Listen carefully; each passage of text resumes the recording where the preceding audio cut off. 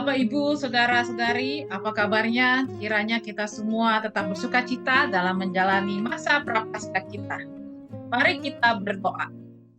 Ya Allah yang luar biasa dalam Kristus, urapilah kami saat kami mendengarkan renungan firman Tuhan ini, supaya kami boleh merasakan perjumpaan dan dibaharui, semakin menghayati refleksi kami dan kedekatan kami dengan Tuhan kami Kristus, Allah Bapa dan Roh Kudus. Amin. Pembacaan firman Tuhan saat ini terambil dari Matius 6 ayat 16 dan 17. Matius 6 ayat 16 dan 17 begini bunyi firman Tuhan. Dan apabila kamu berpuasa, janganlah muram mukamu seperti orang munafik. Mereka mengubah air mukanya supaya orang melihat bahwa mereka sedang berpuasa. Aku berkata kepadamu, sungguhnya mereka sudah mendapat upah. Tetapi apabila engkau berpuasa, minyakilah kepalamu dan cucilah mukamu. Puasa bukan hanya bagian di dalam ibadah orang Muslim atau Islam, saudara-saudari. Tapi juga ini adalah ibadah dari bangsa Israel di tanah Mesir. Puasa yang dilakukan Yesus Kristus sebelum Yesus mengalami ujian dan menjadi menang melawan si jahat atau iblis. Puasa sejatinya adalah tindakan berpantang yang dilakukan sebagai bentuk pengendalian diri terhadap hal-hal duniawi demi memperoleh hikmat dan kebijaksanaan mengenai nilai-nilai luhur. Berpuasa sangat identik atau menempel dengan tindakan berpantang. Puasa seringkali membuat kita belajar untuk menahan hal-hal duniawi. Kita makan sesuka hati kita, seselera kita.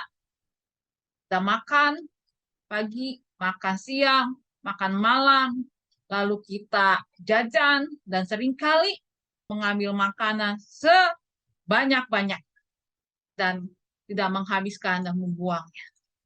Kalau hal itu adalah hal yang sangat enak dan sedap dipandang, kita mengambil dan memakannya sampai kita kenyang. Seringkali yang terjadi adalah hanya untuk membuat kita merasa puas, enak, dan kenyang. Di masa prapaskah ini kita diingatkan untuk mencoba apa yang dilakukan Yesus, yaitu mendekatkan diri kepada hikmat dan kebijaksanaan ilahi. Dengan berpuasa, yaitu bisa mengambil waktu tertentu untuk makan dan minum. Bisa juga satu hari kita hanya makan sekali, lalu kita menyisihkan uang makan atau uang jajan kita. Karena berpuasa juga punya makna, yaitu kita belajar untuk bertobat, untuk berefleksi, mengurangi bahkan latihan menghilangkan hal-hal yang tidak berkenan, hal-hal duniawi kita di hadapan Tuhan kita Yesus Kristus. Berpuasa dan berpantang juga adalah tanda pertobatan, penyangkalan diri, dan memikul salib untuk lebih mendekatkan diri kepada Tuhan kita Yesus Kristus. Bukan hanya sekedar berpuasa atau berpantang saja, tapi di dalam berpuasa dan berpantang, kita juga terlebih harus memiliki waktu untuk semakin merasakan kedekatan dan intimasi kepada Tuhan kita Yesus Kristus, Allah Bapa dan Roh Kudus. Jadi, tidak hanya berpuasa saja atau berpantang, tetapi kita tidak berdoa atau malah doa kita berkurang. Biasanya doa kita bisa 3 kali. Makan pagi, makan siang, makan malam. Karena ini sekali makan, maka doa kita sekali sehari. Ya tidak begitu, itu sama aja bohong. Tetapi ketika kita berpuasa dan berpantang, kita semakin memiliki waktu khusus dengan Tuhan, dan kita semakin berefleksi tentang pertobatan kita. Kita minta kepada Tuhan untuk memimpin kita.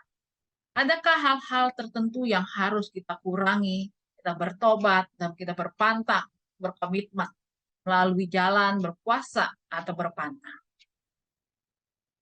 Berpuasa dan berpantang juga punya makna yang ketiga, yaitu makna berbagi, sharing. Ketika kita berpuasa, bukankah ada hal-hal yang biasanya kita beli, tidak kita beli? Lalu hal itu dimanakan? Nah, di dalam berpuasa dan berpantang, kita juga diberikan kesempatan untuk berbagi sebagai tubuh Kristus di antara jemaat, bahkan kehidupan dunia. Tradisi bangsa Israel, khususnya juga setelah di masa-masa perjanjian baru dan jemaat mula-mula, berpantang dan berpuasa juga diimbangi dengan saling berbagi. Dari Rabu Abu sampai Jumat Agung kita berpantang dan berpuasa. Dan setelah itu kita berbagi bersama untuk menyelaraskan kehidupan kita dengan sesama kita, dengan anggota jemaat, ataupun dengan gereja-gereja yang lain yang membutuhkan. Hingga puasa dan berpantang kita bukan hanya sekedar bicara refleksi pribadi kita, tetapi juga refleksi kita dalam pertobatan di dalam kehidupan. Di dalam sisi kehidupan, dalam relasi sesama kita manusia. Bukankah Yesus berkata, kasihilah sesama manusia seperti dirimu sendiri. Dan ketika kita mengasihi Tuhan, kita juga mengasihi sesama kita manusia. Ketika kita melakukan ritual ataupun tindakan puasa dan berpantang, maka kita juga memberikan ruang pekaan dalam hidup kita bagi kehidupan, bagi kesulitan kehidupan, bagi kemiskinan, bagi kekurangan pendidikan, dan juga persoalan bencana-bencana yang terjadi dalam sekitar kita. Tuhan Yesus memberkati kita. Amin. Mari kita berdoa, kita naikkan doa syafaat. Ya Allah yang luar biasa dalam Kristus, terima kasih untuk anugerah Tuhan. Ketika kami melakukan ibadah kami dengan berpuasa, kami mengingat betapa luar biasa Tuhan memberkati kami. Sungguhnya Tuhan, berkat Tuhan lebih dari cukup. Tapi kami juga menyadari begitu banyak orang-orang sekitar kami yang tidak menikmati pemeliharaan Tuhan.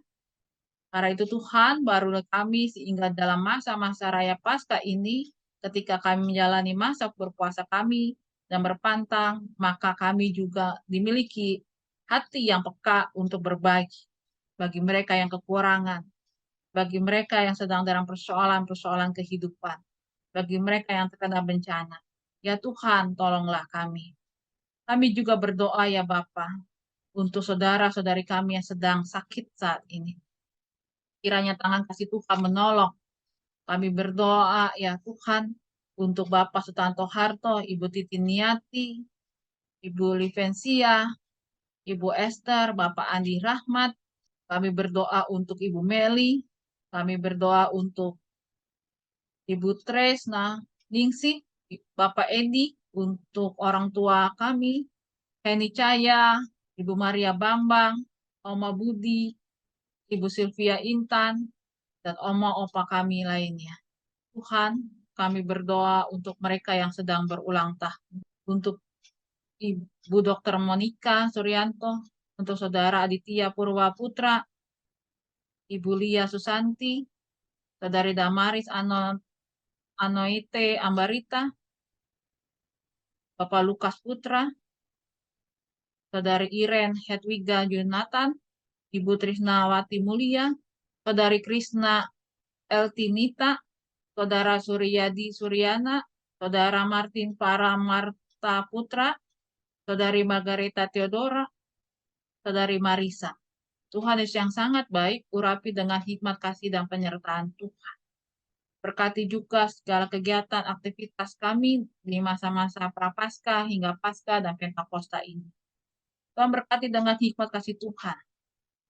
Kami juga berdoa ya Tuhan, untuk saudara-saudara kami yang mengalami bencana di Pelumpang.